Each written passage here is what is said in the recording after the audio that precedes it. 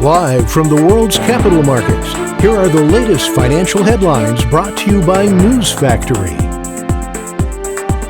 Hello and welcome to Monday's Daily Financial Review. Here's what's making the headlines in the markets today. The dollar dipped a slight 0.2% against the yen in the last session. The MACD is giving a positive signal. The Bitcoin-dollar pair gained 0.9% in the last session. The CCI indicates an oversold market. The gold rose 0.3% against the dollar in the last trading session. The Ultimate Oscillator is giving a negative signal, which matches our overall technical analysis.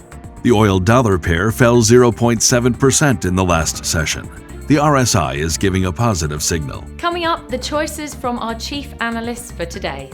Canada exported a record amount of crude oil from the U.S. Gulf Coast last month, driven by more pipeline capacity into the region and strong Asian demand.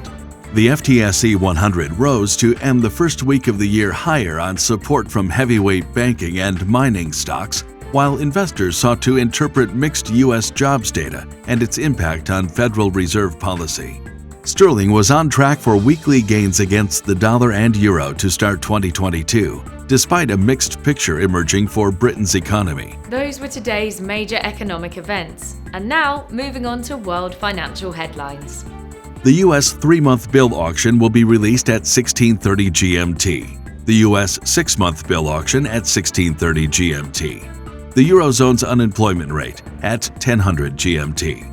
The Austrian industrial production will be released at 0800 GMT. Japan's JP foreign reserves at 2350 GMT. China's M2 money supply at 0700 GMT. We hope that you've enjoyed Monday's financial review.